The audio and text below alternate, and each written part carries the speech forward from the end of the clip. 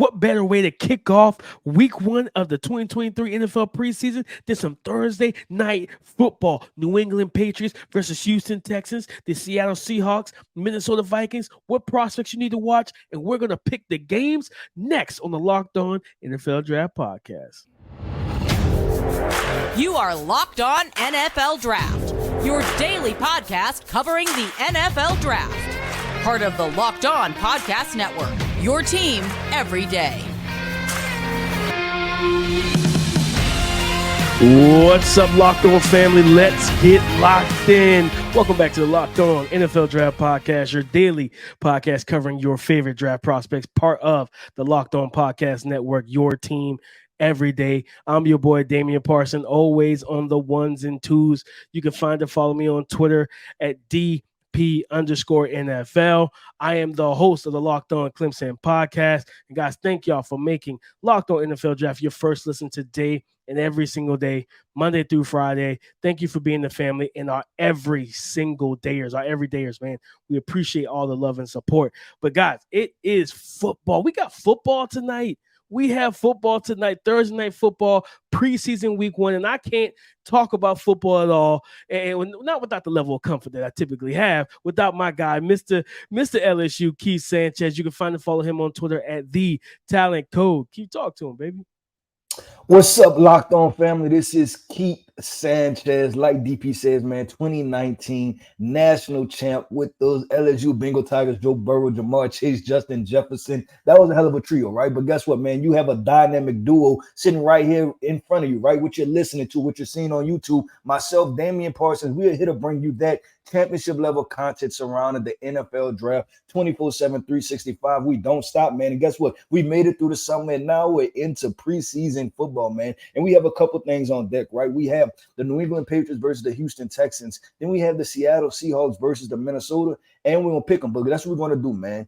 The preseason is for young guys, right? These veterans, they just want to make it through training camp, right? No injuries, right? They want to see their family. They want to, have a good time. They just want to make sure that they know the plays, right? As far as technique and getting everything down, speed of the game, they have that locked up. So this is why you tap into the Locked On NFL Draft podcast, because it's for the young guys. It's for the guys that have just been drafted. So we're going to go through both games, right? Talk about the young guys that we are intrigued to see. And then at the end, we're going to do some pick-ems. We're putting our name on it, right? We're putting it on wax. We're telling you who we think is going to win based on roster. We know it's preseason, but we still got to get the competitive spirit going, right? Who wins, who loses. We have to talk about it. But DP, before we get into that, let's kick them off with our title sponsor. Today's episode is brought to you by Underdog Fantasy. Visit UnderdogFantasy.com or find them in the App Store and sign up with the promo code Locked On to get your first deposit doubled up to $100. That's Underdog Fantasy. Keith, football is here. Now we had the Hall of Fame game last week. That was a nice little appetizer, right? It was a pretty solid game. So some solid stuff out of that game, right? It was solid, better than most Hall of Fame games, I could say. But it starts this week, man. And we got the New England Patriots versus the Houston Texans. And Keith, of course, the first name that I thought about when I saw this matchup, the report came out. C.J. Stroud is starting this game. So what it sounds like to me is that the talks of a QB battle, a QB competition, seems like C.J. Stroud starting to pull away from Davis Mills. So I'm really excited. You're talking about prospects to watch. He's a guy, I'm not sure how many drives or series that he will receive in this game, but he is supposed to be out there with the starters. And I'm excited to see just how he handles. Granted, it's going to probably be a vanilla version of Bill Belichick's defense. We're not going to see the mastermind throw all his blitz packages and all that type of stuff at the young rookie like it would be in a regular season game. But I'm still excited to see how C.J. Stroud handles his reps, right? You know what I mean? Can he show off that ability to, my high-end comp for him? I believe that he could be Joe Burrow. And you know what I mean, in terms of being just winning from the pocket, got that quote unquote sneaky athleticism, good enough arm, can hit you at all three levels and everything like that. And Keith, I'm excited to see him, but I'm also excited to see our guy, Tank Dell. You know what I mean? Rookie wide receiver. Nico Collins and Robert Woods and those guys are there, and that's fine. But Tank Dell was one of our dudes, especially one of mine, in this past draft cycle. And I'm excited to see these two players together and see how this looks on the field. Yeah, you have to mention one other guy. We're talking about explosive wide receivers for the Texans. You have to talk about John Metchie, right? Like the guy, Yes, I think he returned, he had leukemia, I believe that was the type of cancer he had. So he wasn't able to play this year. So this is basically his rookie year, right? And you're talking about one of the most explosive guys. I told you when I watched him, I love this guy on film. I may have been highest on him than any other draft person in the entire draft industry, right? I really like John Metchie and what he can do, man. So I'm excited to see him. And if you flip over to this defensive side of the ball, right, you want to see, right, what does Jalen Petrie look like in the second year of new defense? What does Derek Stingley like, right? Second year, new defense. And then he's having a strong camp too. Yeah, he's having a strong camp. Then the Terminator himself, Will Anderson. So the Houston Texans have a lot of young guys that I think they're going to contribute, right? They're going to play because you have to mesh this thing, right? D'Amico, you're trying to make sure everything is on time. You have a lot of young guys, right, on both sides of the football. So this is going to be a good one to watch, especially if you're Houston Texans, AFC South, right? Because you want to see what's coming up, right? Is the future truly bright, right? We've traded away Deshaun Watson. We've moved on from that situation. We have C.J Stroud. We had the draft picks. We drafted the guys. Let's see what it looked like. We went and we were aggressive in the draft, right? We got C.J Stroud and Will Anderson. Let's see if our two pillars, but DP, I'm gonna switch to the before you go. I wanted to bring they got two Bama linebackers too. They got Christian Harris, who I want to see if he's taking a step. You know what I mean? Is he mentally in terms of Demario Ryans too, right? A former NFL linebacker, so that can bode well. And Henry To'oTo'o is one of my favorite guys. I gave that guy a second round pick. I have no idea what second round grade. No idea why he fell in the draft. It's the athleticism questions, right? So we want to see if the game's too fast for him at the next level, but his instincts are off the charts, man. We'll see. I'm betting on him. But I want to switch over, DP. I want to go to this New England side, right? Because there are a couple guys on that side too. Mac Jones. I'm gonna start with Mac Jones. What do you look like? And I don't know if he is going to play, how much he's going to play, but right, that's definitely a young guy when you're talking about a preseason preview. Have to check out, what does he look like on tap, right? And then there's still other. You got Tyquan Thornton, right? Like, what is he doing? Kayshon Boutte was drafted in the 5th round. So that's the three guys, because I want to see this offense. I know that what the defense is going to do. I want to see this offense and what it looked like. We've invested, quote unquote, playmakers and speed guys, not necessarily the guys that I would have drafted, but you did it. I want to see what it looks like, right? Show me why you are Bill O'Brien, why you're NFL offensive coordinator, right? Bill Belichick, show me why you're the greatest of all time. Put together something competent, and let's see what it look like from these young guys. And when you talk about the weapons, you brought up Tyquan Thornton, but Tyquan Thornton's got to look over his shoulder right now, Keith, because texting one of my guys who covers the team over there, and I asked him, I said, man, how's Boutte and Kayshon Boutte from LSU and Demario Douglas from Liberty, who was Malik Willis's top target when he was at Liberty? How are these guys looking? And legitimately, he told me, he said, listen, man, no one's been able to line up with Douglas and keep up with him. And he's like tackling drills, one-on-ones. He's been very difficult to cover, and no one literally can touch him. He's been that guy. And he said Boutte got off to a slow start, but he's been hot as of late, and he's starting to get more reps with Mac Jones. So when you think about this, and we both have criticized Bill Belichick for not getting the high-end talent, but if these two late-round picks hit for Bill Belichick and give Mac Jones develop into high-level type of producers in this offense, man, it can really help Mac Jones out a lot, Keith. It'll help him out a lot, because I think Demario Douglas should see, especially in the preseason game, we should see a good bit of him at wide receiver. And this is a route runner. He's dynamic. He's quick twitch, but he's got really strong hands as well. Can catch away from his frame, can separate. I really liked him in the draft process. I know he's going to be pegged as a slot receiver, kind of smaller guy, so he's not the taste of the town for everybody. Everybody's not going to rock with a guy like Demario Douglas, but he knows how to go out there and just win and just play ball. He reminds me a little bit of a lot of Jamison Crowder, when he was healthy. You know what I mean? A guy that could really hurt you in the yards after the catch type opportunities and stuff. But Keith, one other name that I'm keeping my two on the defensive side, Christian Gonzalez and Marte Mapu. The linebacker safety that they drafted on day 2. Oh, and my guy Keon White. Want to see if he plays and how much he plays. But Marte Mapu and of course Christian Gonzalez, Christian Gonzalez is he was my CB1. He was my favorite corner in the class. So this game has a ton of talent on the young side of the spectrum. Yeah, and DP, I got one other name I want to throw out there. Bill Belichick. I didn't forget Cole Strange in the first round. I better see something, baby. I did not forget Cole Strange in the first round. Don't think we forgot. We're only one draft low-key removed from that selection. We're not forgetting that. We are not forgetting that over here at Locked On NFL Draft, right? And then he drafted like two other guards or two other interior alignment this draft.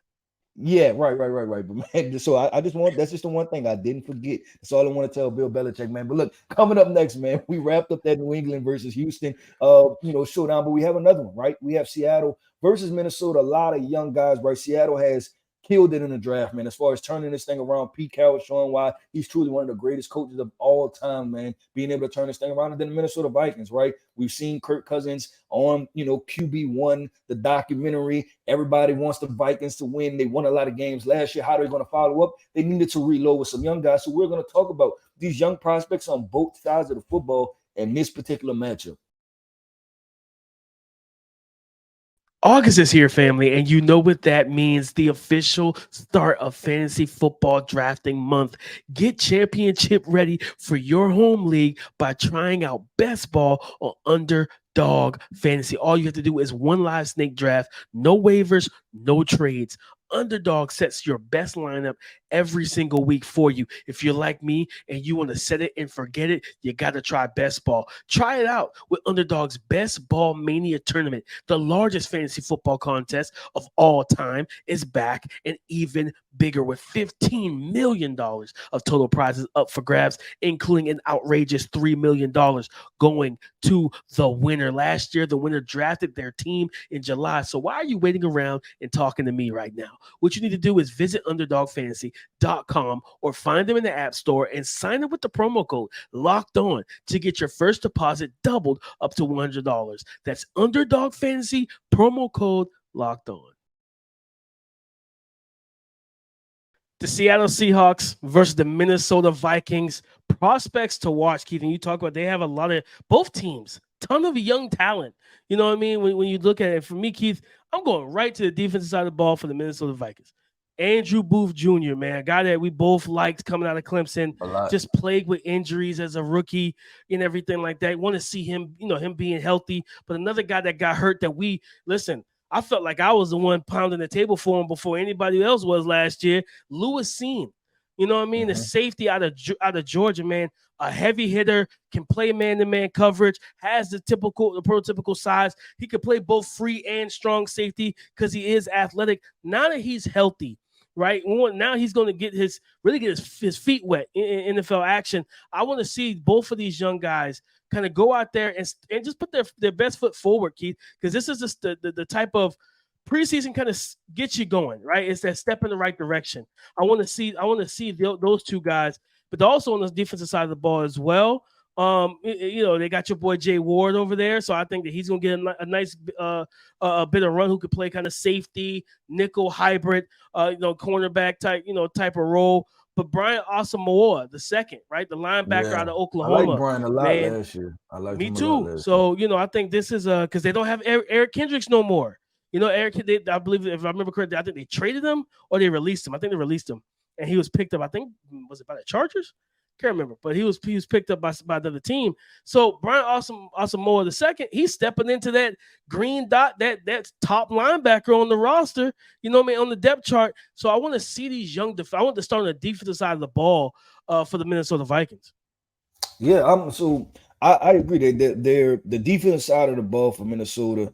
I think they're going to have to show up, right? Because this Minnesota team is going to have to be balanced, and they're banking on a lot of young guys, right? They drafted also another guy from LSU, Jaquelin Roy, right? They got after him because they need interior defensive lineman help, right? Like you've had that well pegged last year. DP you said, look, the interior of this offensive line, the interior of this defensive line, both scare me, and I think that's something that has to show up. So that's definitely another young guy, Jaquelin Roy, to see what he can do as far as being able to rush the passer from that position, but then also stop the run with DP. I'm about to transition to the Seattle Seahawks, right? Let's talk about those guys because they have quite a few players in a couple battles that I want to see when you're talking about young guys. I'm talking about Derek Hall, and the year before they drafted Boye Mafe, right? Two heavy-handed, 200 250-pound plus guys, edge rushers that can get after the quarterback, that can collapse the pocket, right? Like converting speed to power. So if it's both of these guys hit,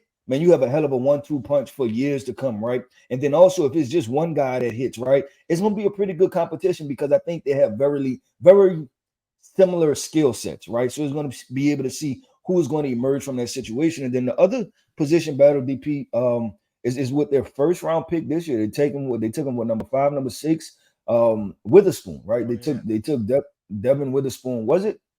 When did they take him? Yeah, they took him. Yeah, he's top 5 pick. That's why I had to make sure because it didn't sound right.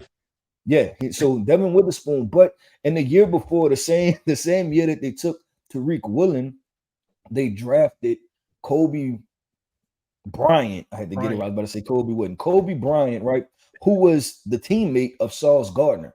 And so Kobe Bryant was a highly talented football player. Also, he played a lot last year. I think he's a guy that in this cover 3 scheme still went through the roof. And that's why I didn't think they were going to go cornerback early, but they went cornerback early. But I would not be surprised, DP. I know politics is going to play a part because you got a first round pick, you got a 4th round pick.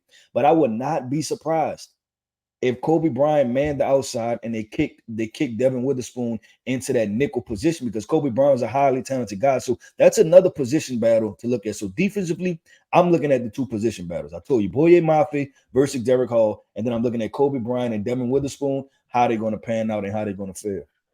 And Keith, even on the defense side of the ball for the Seattle Seahawks, I want to throw another name out there, a deep name that a lot of people may not know is Lance Boykin, from Coastal Carolina. I had CCU in my region for TDN last season. And this is a tall, I think it's like, this at 6'3", long arm, pretty decent athlete and mover, but he fits this scheme perfectly. So I think he should get a lot of run in the preseason to really see how high or how low he should be on the depth chart, if he's going to make the 53-man roster or is he somebody that they may need to practice squad. They'll put him on the practice squad, but he's talented. Like I said, he checks those physical boxes that Pete Carroll them look at the cornerback position.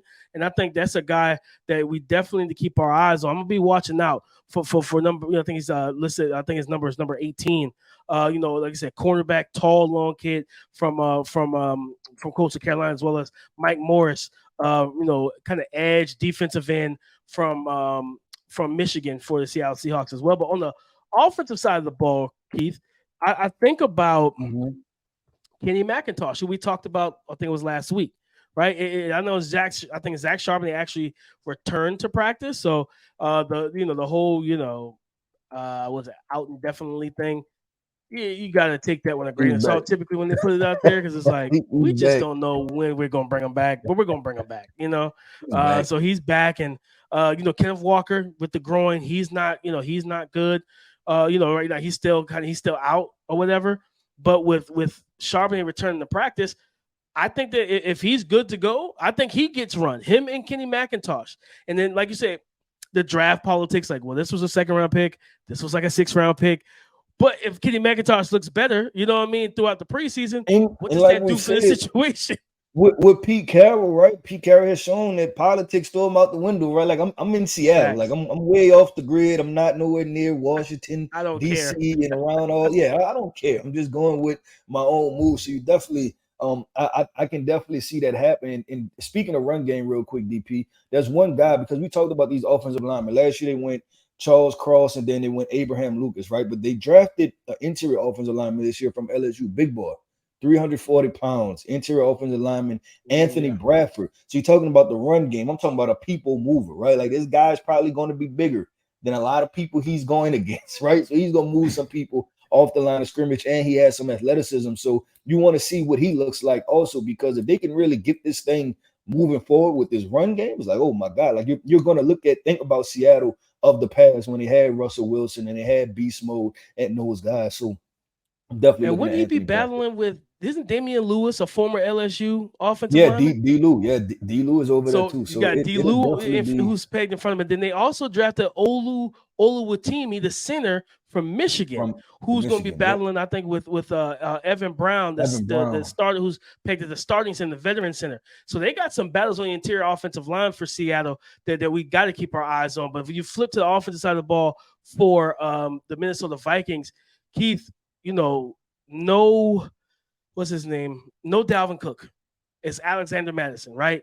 but they also have a guy that I really liked coming out last year, Ty Chandler from North Carolina.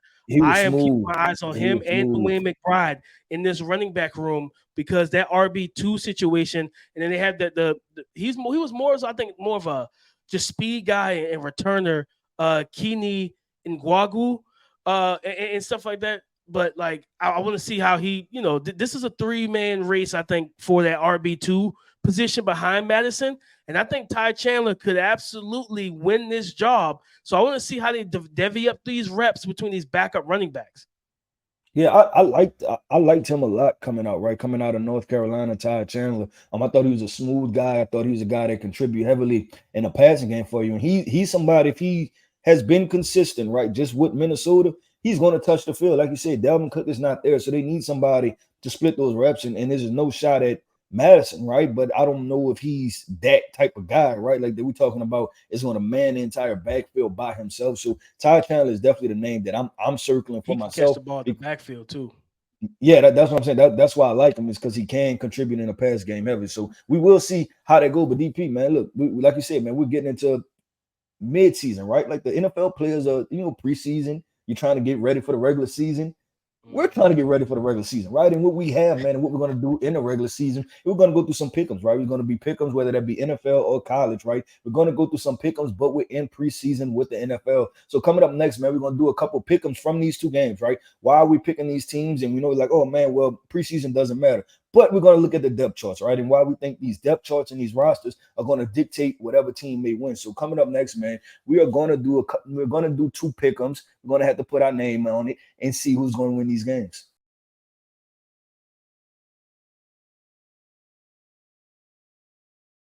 All right, guys, it's pick'em time. It's winning prediction time in this preseason week 1 time. All right. So, first game up: New England Patriots versus the Houston Texans.